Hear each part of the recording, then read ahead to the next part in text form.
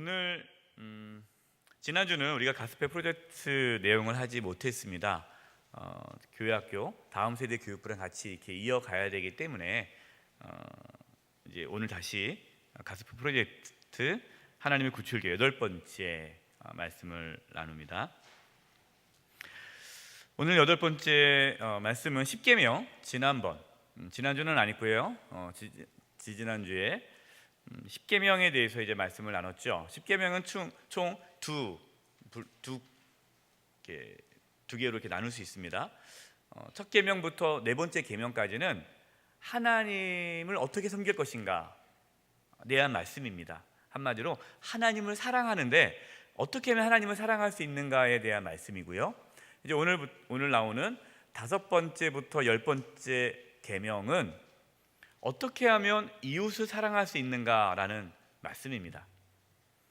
그렇기 때문에 십계명, 하나님께서 우리에게 주시는 율법, 말씀의 핵심은 하나님 사랑, 이웃 사랑으로 정리할 수가 있죠.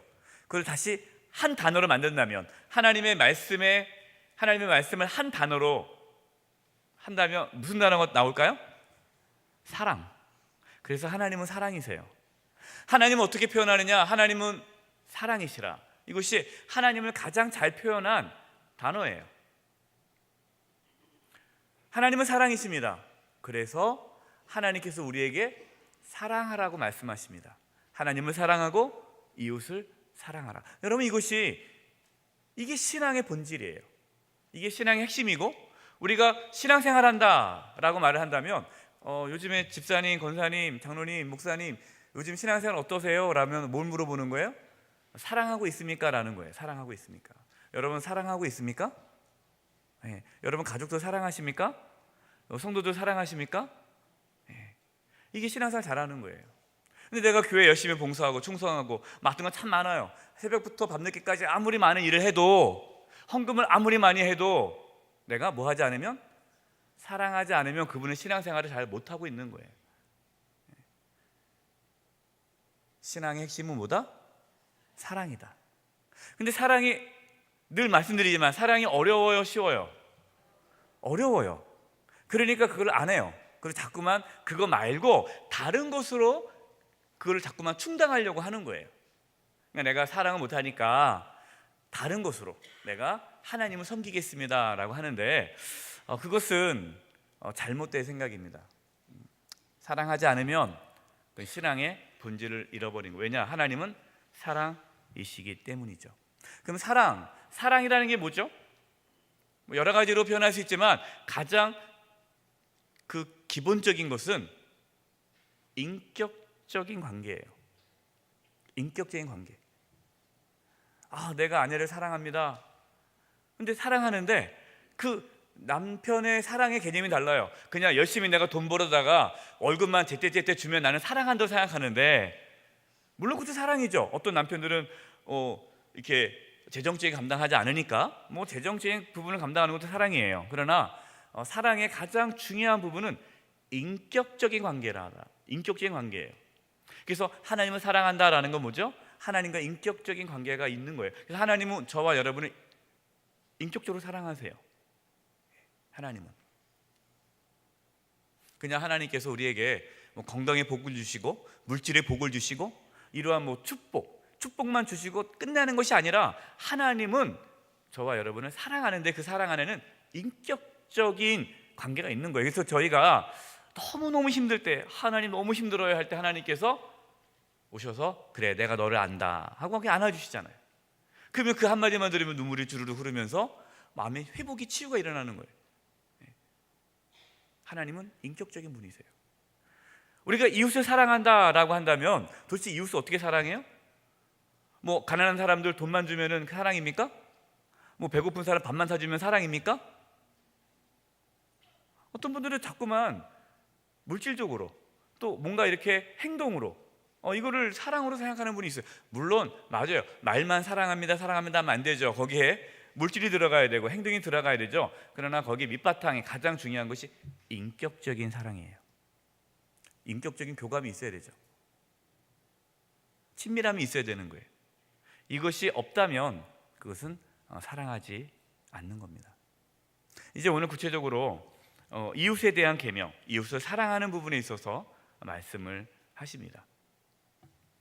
자, 첫 번째, 부모를 공경함으로써 하나님을 높입니다. 출애굽기 20장 12절입니다. 시작. 내 부모를 공경하라. 그리하면 내 하나님 여호와가 내게 준 땅에서 내 생명이 길리라.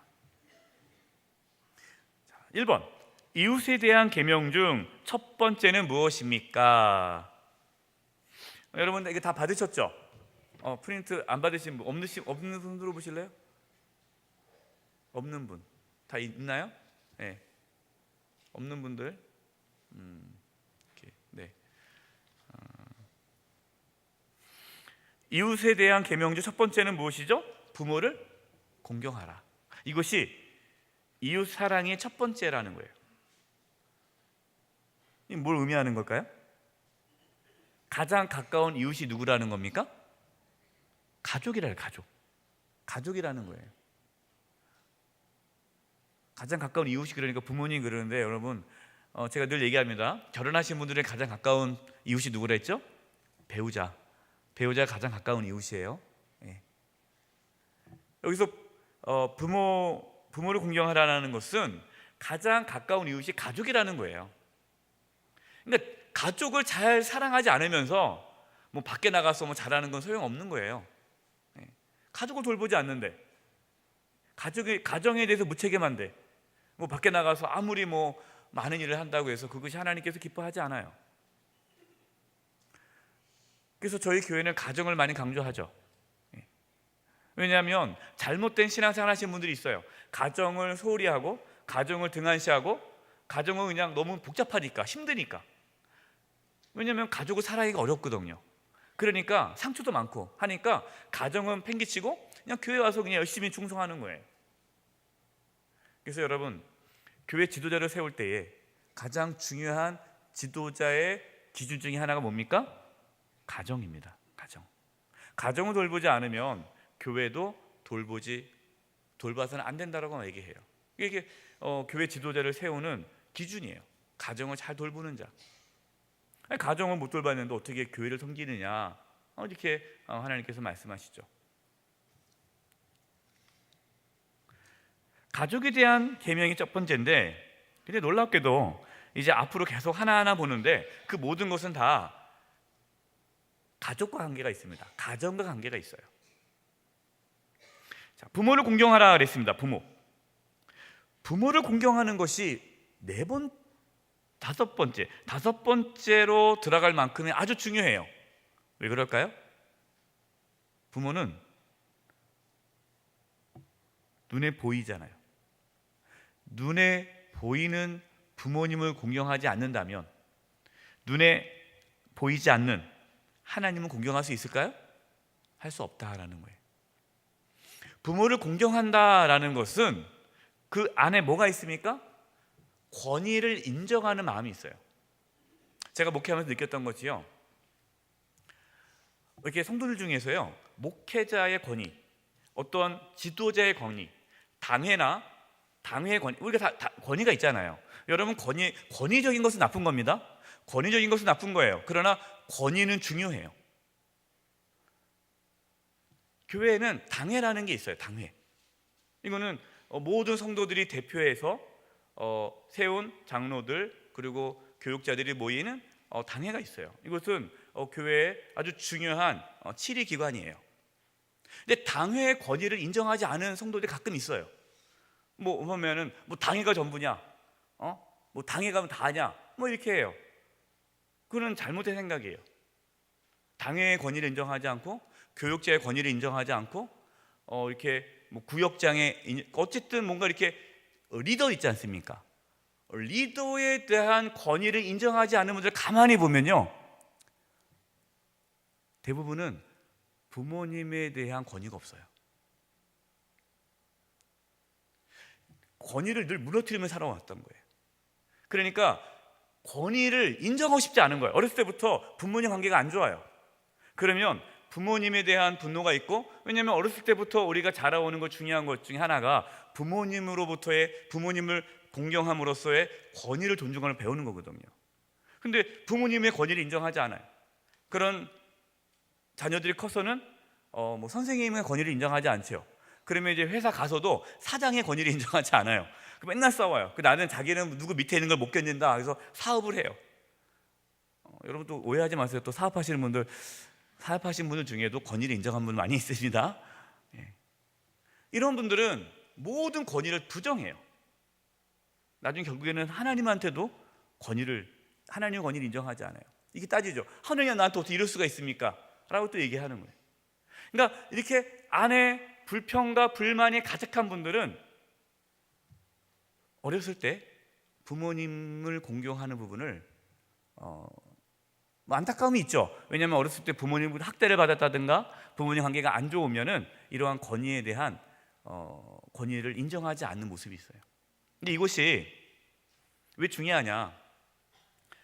부모님과의 관계가 안 좋은 분들은 하나님과의 관계하는데 상당히 어려움이 있습니다. 하나님을 인격적으로 깊이 만나는데 어려움이 있어요. 껄끄러움이 있어요.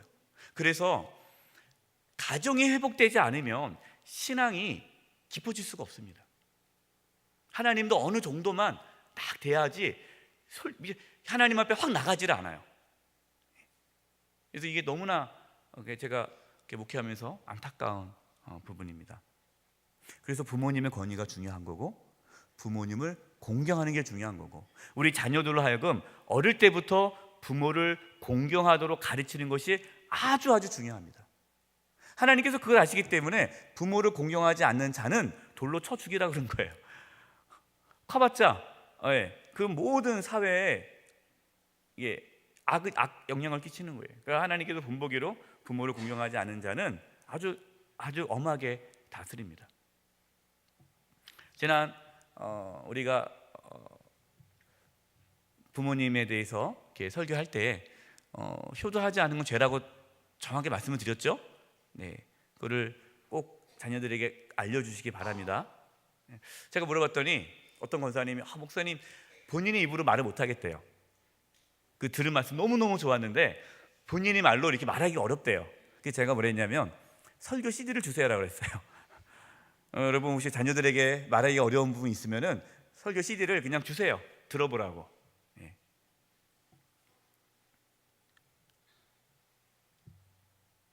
두 번째, 예수님은 어떻게 부모님을 섬겼습니까? 누가복음 2장 51절입니다. 시작.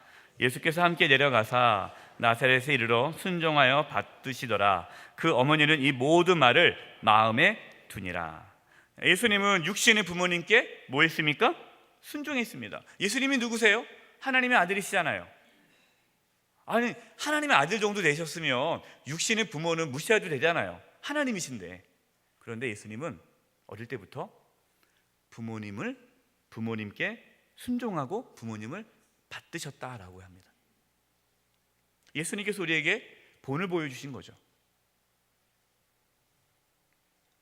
십자가 위에서도 예수님께 십자가 위에서 돌아가실 때에 그때 예수님이 어머니 마리아를 누구한테 부탁합니까? 자기 제자 요한에게 부탁하잖아요. 그래서 실제적으로 역사에 의하면 요한이 끝까지 예수님의 모친 마리아를 모십니다. 돌아가실 때까지 모셔요. 아마 그래서 세례 요한이 가장 오래 세례 요한이 아니라 우리 그 요한 예수님의 제자 중에 요한이 가장 오래 살고 순교하지 않은 게 아마 예수님의 어머니 마리아를 모셔야 되기 때문에 다른 제자들은 다 일찍 순교했어요. 그러나 요한만 가장 오래 살았죠. 예수님은 십자가 위에서도 어머님을 꼭 챙기셨습니다. 이게 예수님의 모습이에요. 세 번째, 이스라엘 백성들이 왜 멸망당했습니까? 미가서 7장 6절입니다. 읽겠습니다. 시작. 아들이 아버지를 멸시하며 딸이 어머니를 대적하며 며느리가 시어머니를 대적하리니 사람의 원수가 곧 자기의 집안 사람이로다. 지금 이 미가 선지자가 말씀한 건데요. 이 미가 선지자는 북이스라엘과 남유다가 하나님 앞에 심판을 받을 것이다 라고 예언한 선지자입니다. 왜 심판을 받느냐? 여러 가지 죄가 있는데 그 중에 어떠한 죄가 있는 겁니까? 오늘 말씀에 아들은 아버지를 멸시하며 딸이 어머니를 대적하며 며느리가 시어머니를 대적하며. 그래서 원수가 어디 있어요? 원수가 집안에 있다는 거예요. 식구가 원수예요. 여러분, 이것이 북이스라엘과 남유다가 멸망한 이유 중에 하나입니다. 가정이 무너지면 하나님의 심판이 임해요. 그래서 가정이 참 중요합니다. 제가 먼저 말씀드렸어요. 불효하면, 그 나라가, 민족이 불효가 자꾸만 일어나면 하나님의 심판이 임해요.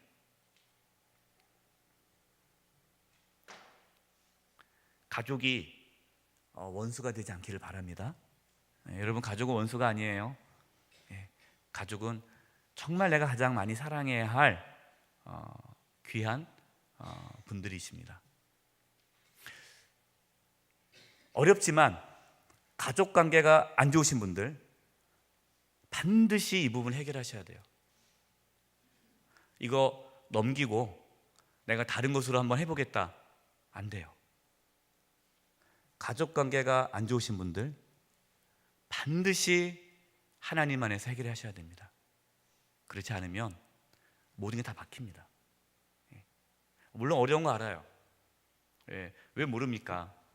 정말 목사님은 저를 몰라서 그래요. 목사님이 한번 제 상황 대보세요. 죽이지 않는 것이 다행인 줄 알아야 됩니다. 죽이고 싶다는 거예요. 죽이고 싶다는 거예요. 얼마나 고통스러운지 알아요. 얼마나 많은 상처를 받았는지, 얼마나 많은 그러한 고통이 있었는지. 그러니까 원수죠. 그러니까 힘든 건 압니다. 그러나 힘들다고 해서 피할 수는 없어요. 그것을 해결해야 돼요. 가족을 사랑할 수 있는 그 놀라운 은혜가 부어지기를 축원드립니다. 두 번째, 이웃을 사랑함으로써 하나님을 높입니다. 부모를 공경하는 것, 이웃을 사랑하는 것이 하나님을 높인다는 거예요. 그것이 하나님을 높이는 일이라는 거예요. 하나님과 관계된 일이에요. 출애굽기 20장 13절에서 16절입니다. 살인하지 말라, 간음하지 말라, 도둑질하지 말라, 네 이웃에 대해서 거짓 증거하지 말라. 이제 이 부분에 대해서 이제 하나하나 보도록 하겠습니다. 1번, 율법의 안성은 무엇입니까? 로마서 13장 9절과 10절. 로마서 13장 9절과 10절에서 이 출애굽기 20장 13절부터 16절까지에 대한 말씀, 이 말씀을 요약을 해주셨어요. 함께 읽겠습니다. 시작. 간음하지 말라, 살인하지 말라, 도둑질하지 말라, 탐내지 말라 한 것과 그 외에 다른 계명이 있을지라도 내 이웃을 내 자신과 같이 사랑하라 하신 그 말씀 가운데 다 들었느니라. 사랑은 이웃에게 악을 행하지 아니하나니 그러므로 사랑은 율법의 완성이니라. 아멘. 율법의 완성이 무엇입니까? 사랑이에요. 사랑. 율법의 완성이 사랑입니다. 율법의 핵심은 사랑이에요. 사랑하지 않는 것이 죄예요. 어떤 분들은 목사님, 저는 미워하지는 않을게요. 근데 하나님은 사랑하지 않은 걸 죄라고 보세요. 미워하는 건 아주 큰 죄지만 미워하지 않고 그냥 무관심, 그냥 신경을 안 쓰겠습니다. 여러분, 이것도 하나님은 죄예요. 사랑하라고 말씀하십니다. 원수를 사랑하라. 이게 하나님 말씀이에요. 우리가 사랑한다면 모든 율법을 다 지키는 거예요. 그러니까 율법의 핵심은 사랑이에요. 사랑. 그러면 사랑의 중요한 내용이 뭐랬죠? 인격적인 관계라고 했잖아요. 인격적인 관계. 그래서 우리가 율법, 하나님 말씀을 지킨다라는 것에는 그 안에는 인격적인 관계가 이루어지는 거예요.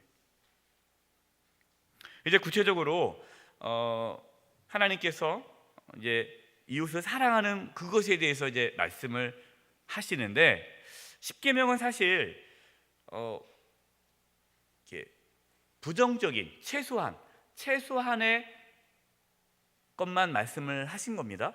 그러나 이 십계명에는 그 의미를 우리가 더 깊이 묵상할 필요가 있어요. 그래서 이제 하나하나 그 의미를 살펴보도록 하겠습니다. 먼저 살인하지 말라라는 의미는 무엇입니까? 여러분, 살인하지 말라, 뭐 여기 계신 분들 중에는 사람 죽인 분 없죠? 또 혹시 모르겠어요. 또 실수로 뭐 사람 죽일 수 있으니까 살인하지 말라. 우리는 어떻게 생각해요? 이거 나는 뭐 이거는 뭐 평생 지킬 수 있어. 근데 과연 살인하지 말라라는 그 의미가 무엇인지를 살펴보도록 하겠습니다. 창세기 9장 6절입니다. 시작. 다른 사람의 피를 흘리면 그 사람의 피도 흘릴 것이니 이는 하나님이 자기 형상대로 사람을 지으셨음이니라. 아멘. 하나님께서 왜 살인하지 말라고 했을까요? 네, 하나님의 형상으로 지어졌기 때문에 죽인다는 것은 뭐예요? 하나님의 형상을 파괴하는 거예요. 그래서 여러분, 살인한다는 것은요, 이것은 하나님에 대한 엄청난 대항이고 하나님에 대한 반기예요. 하나님의 형상을 사라지게 하는 거죠. 그래서 살인하지 말라라는 겁니다. 하나님의 형상을 파괴하는 것, 여러분, 이것이 살인이에요. 그래서 예수님께서 뭐라고 말씀하셨죠? 이걸 재해석해 줬잖아요.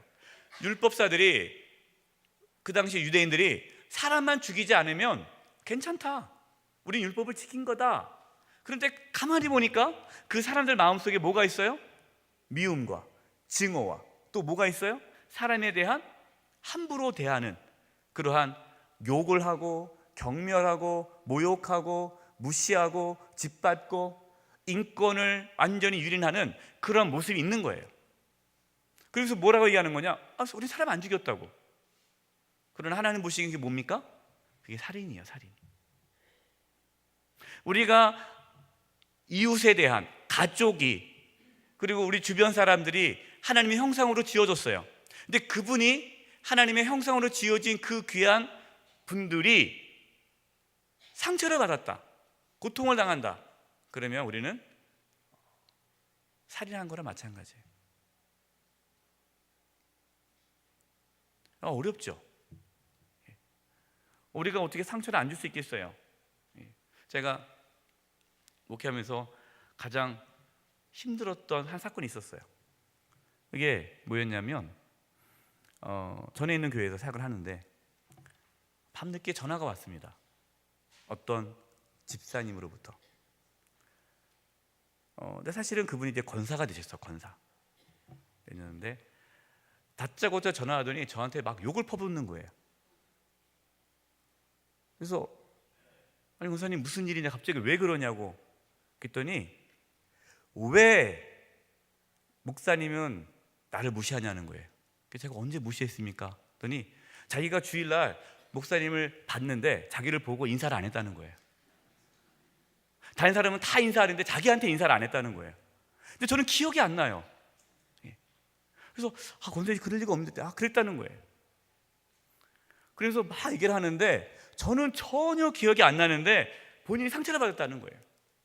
그래서 어떻게 그럴 수가 있냐, 이중적이라는 거예요. 뭐 설교 시간에 사랑하라 하면서 뭐 좋은 말 다 하면서 어떻게 자기한테 그렇게 할 수가 있냐는 거예요.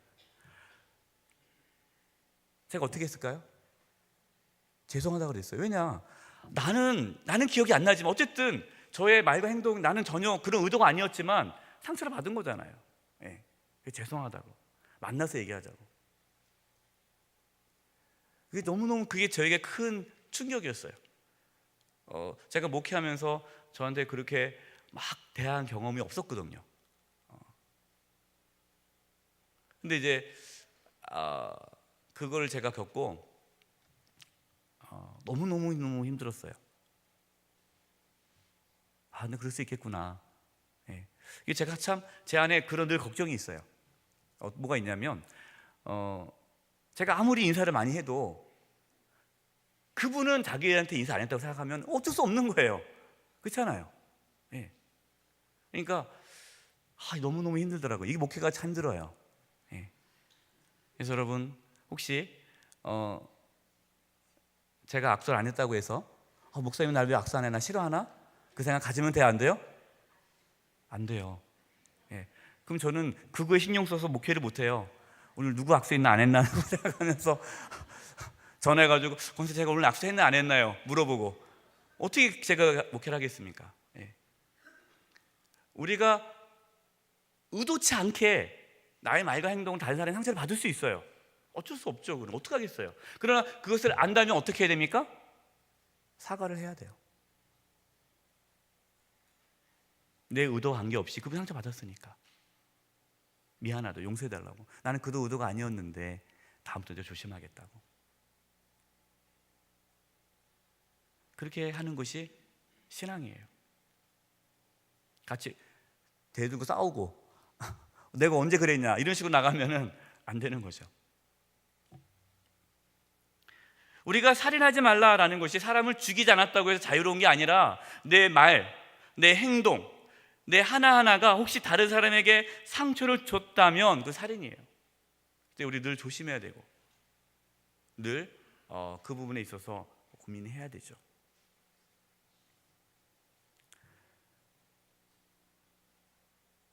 갑질하는 거, 여러분 이것도 살인입니다. 함부로 막 하고 함부로 말로 사람을 해할 수 있죠. 세 번째, 간음하지 말라라는 의미는 무엇입니까? 마태복음 19장 6절이에요. 시작. 그런즉 이제 둘이 아니요 한 몸이니 그러므로 하나님이 짝지어 주신 것을 사람이 나누지 못할지니라 하시니.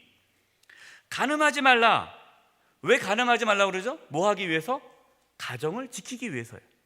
가정을 지키기 위해서요.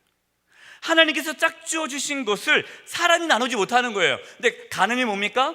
사람이 나누는 거예요. 가정을 파괴시키는 거죠. 간통죄가 폐지됐죠? 여러분 간통죄가 폐지됐다고 해서 죄가 아니다라고 말하면 안 돼요? 죄입니다. 아주 큰 죄예요. 하나님은 가정을 파괴하는 죄악을 아주 크게 봅니다. 그래서 간음을 아주 하나님은 싫어하세요. 세상엔 그렇게 하죠. 자기 결정권이 있다, 자유권이 있다. 그래서 어떠한 그러한 부분도 자기 취향에 따라 선택할 수 있다. 자기 결정권에 대한 해석으로 간통죄가 폐지됐습니다. 여러분 이것은 세상적인 가치관이에요. 하나님 반드시 말씀하십니다. 분명히 말씀하십니다. 여러분 간음은 죄예요.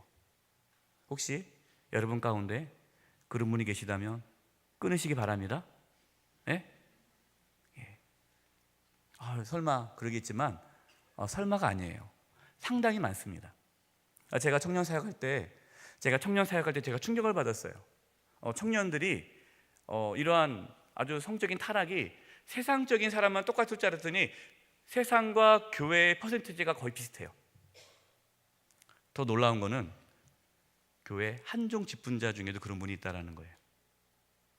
아직까지 제가 발견을 못해서 우리에게는 없다고 믿는데 오늘 말씀을 듣고 회개하시고 돌이킬 수 있길 바랍니다.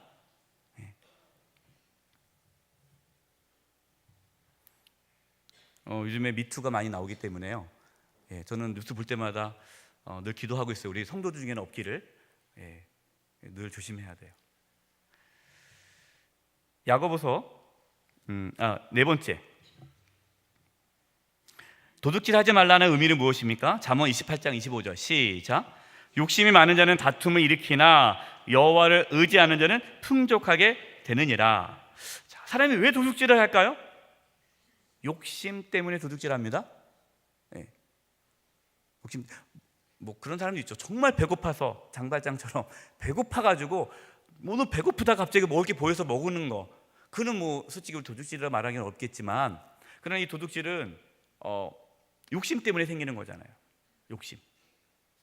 그리고 자신이 스스로 그 물건을 가지려는 욕망이에요. 이게 무슨 말이냐? 도둑질을 한다라는 것은 하나님을 의지하지 않는 거예요. 하나님의 주권을 인정하지 않는 거예요. 왜냐? 내가 지금 갖고 있지 않다라는 것은 지금 나에게 하나님께서 주지 않은 거잖아요. 그러면 내가 정말 필요하다면 어떻게 해야 돼요? 하나님께 기도해야죠. 필요하면. 근데 도둑질한다는 건 뭡니까?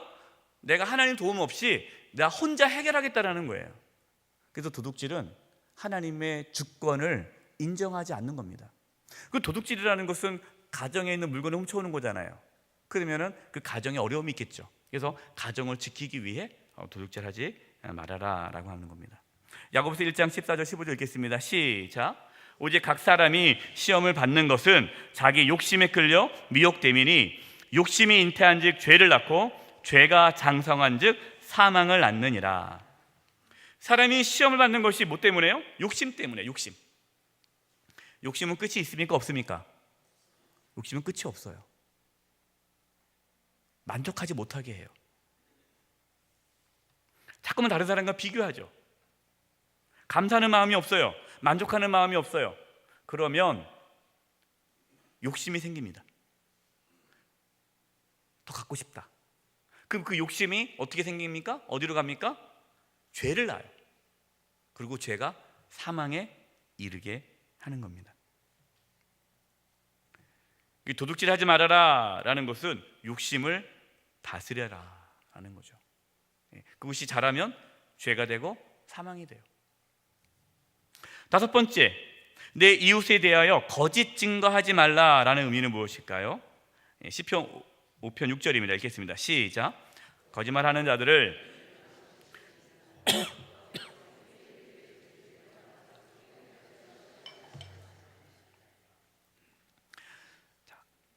거짓말하는 자를 하나님께서 멸망시키신다고 말씀합니다. 거짓말하는 자를. 근데 여기서 보니까 여호와께서 피 흘리기를 즐기는 자와 속이는 자를 싫어한다.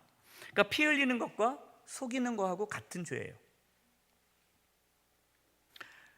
거짓말로 사람을 죽일 수가 있죠. 여기서 거짓 증거라는 것은 사실 그것이 아니에요. 아닌데 자기에게 유리하도록 또 그 사람을 뭐 하기 위해서, 해하기 위해서 거짓말로 이야기하는 거예요. 꾸며내는 거예요. 그래서 그 사람을 죽이는 거죠. 교회 안에 그렇게 참 많아요. 뭐 그렇대. 그래? 맨 처음에 이제 이렇게 얘기하죠. 그러다가 이 얘기를 들은 사람은 거기에 자기 생각을 덧붙여요. 그럴 거야 하면서 그를 덧붙여서 또 얘기해요. 그럼 그 또 들은 사람은 거기에 또 자기 생각을 또 덧붙여요. 그럼 계속 돌다 보면은 그 사람은 아주 죽일 사람이 되는 거예요. 전혀 그거 관계 없는데. 나중에 그것이 아니라고 밝혀졌어요. 그럼 뭐라고 해요? 아니 말고. 사람은 죽었는데 그 사람은 막 피 질질 흘려 죽고 있어요. 네. 근데 아니 말고 또 얘기해요. 또 아니 말고. 그리고 또 나중에 또 뭐라 하는지 알아요? 그래도 뭔가 있었으니까 그랬겠지. 여러분, 이게 뭡니까? 이게 거짓 증거예요. 제가 참 안타까운 게 뭐냐, 교회 공동체 안에서 이야기를 잘 안 하려고 그래요, 사람들이. 그래서 왜 이야기를 안 하십니까? 그러면은 말이 돈대요. 말이 도는데 나쁘게 도니까. 그러니까 그걸 나중에 들으면은 너무너무 상처가 되니까 아예 말을 안 하는 거예요. 그럼 교회 와서 뭐만 해요? 예배만 드리고 그냥 형식적인 인사만 하는 거예요. 진정한 뭐가 없어요? 교제가 없는 거죠. 같이 아픔을 나누고 같이 이야기 나눌 사람이 없는 거예요. 내가 정말 믿었던 분에게 같이 아픔을 나누고 기도 제목을 나눴는데 이것이 계속 돌더니 엉뚱한 소리로 들려오니까 마음을 닫는 거죠. 이것이 한국교회의 모습이에요. 목회하면서 제가 여러 교회에서 목회했지만 그것이 가장 참 고통스럽더라고요. 교회라는 게 뭡니까? 나의 아픔을 얘기하고 같이 그 아픔을 아파하고 같이 기도해주고 같이 눈물 흘려주고 서로 힘이 돼주고, 이게 교회잖아요. 그런데 자기 연약함을 우출을 못해요. 서로 죽이려고 그러고 깎아내리려고 그러고, 누가 좀만 열심히 하면은 설친다고 그러고, 뭐 온 지도 얼마 안 되는데 벌써 이렇게 설치고 다니냐고 그러고, 뭐 열심히 하면 뭐 되려고 저러냐고 그러고 막 그냥 깎아내리는 거예요.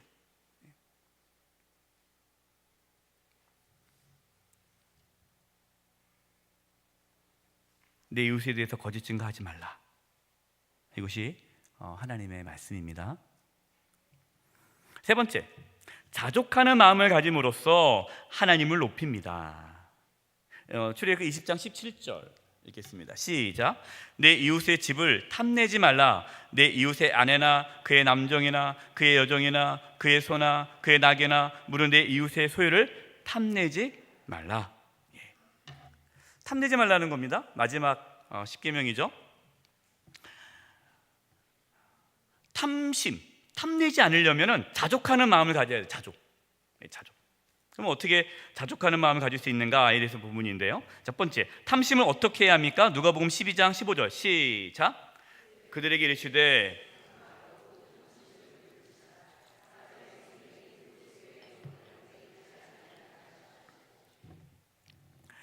예수님께서 말씀하십니다. 탐심을 어떻게 하라고요? 물리치라.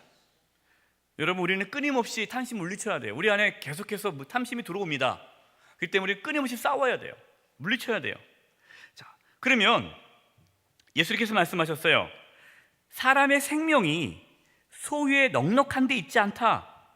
소유가 넉넉하다라고 해서 사람이 행복합니까? 그렇지 않잖아요. 사람의 생명이, 그 행복이, 그 부유함이 소유에 있지 않다라는 거예요.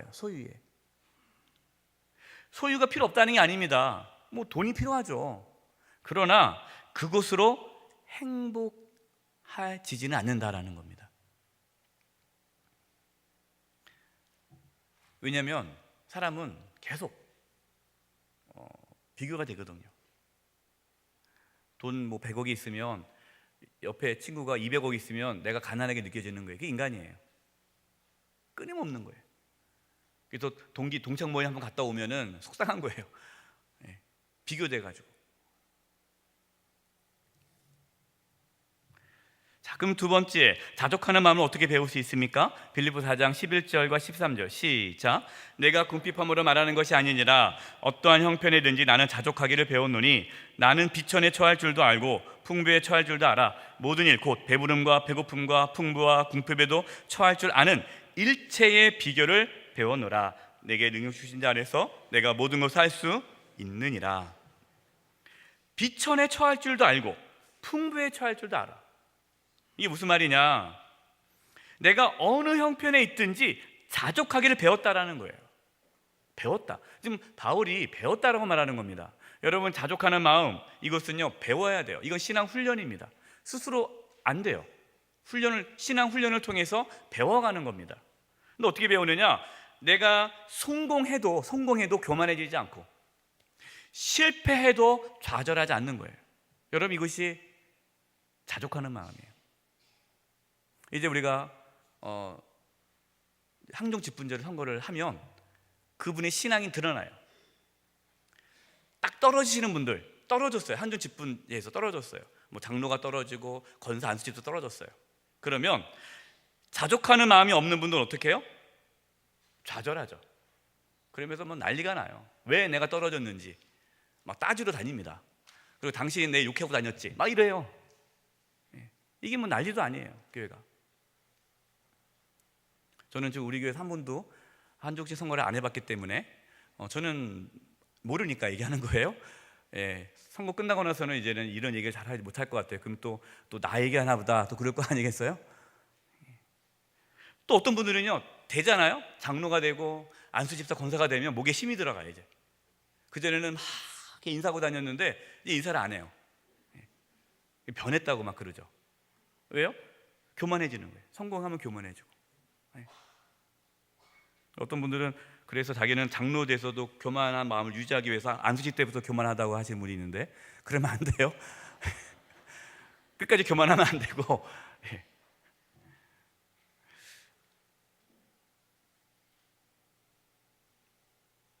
내게 능력 주시는 자 안에서 내가 모든 것을 할 수 있다라고 말씀합니다. 내게 능력 주시는 자 안에서. 이 말은 뭐냐면 예수님 안에 있을 때 나는 어떠한 상황에 처해 있어도 그 상황에 흔들리지 않고 믿음의 길을 걸어갈 수 있다는 거예요.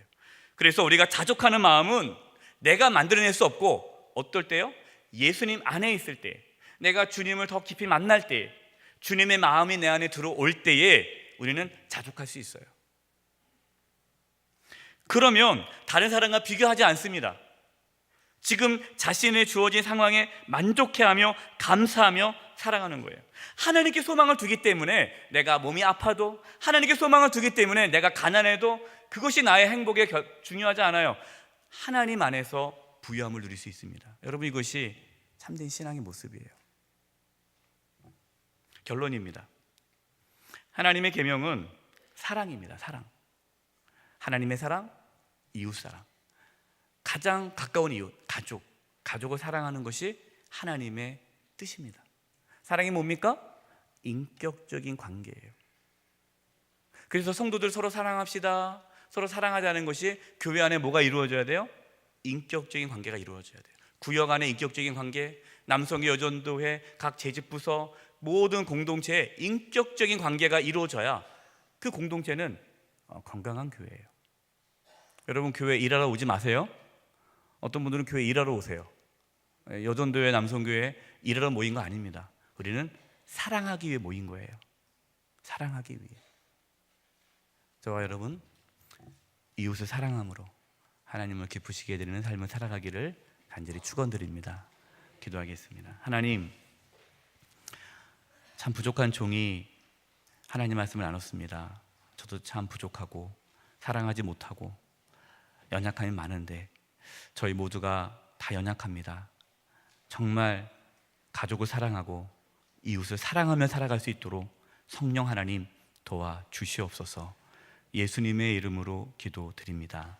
아멘.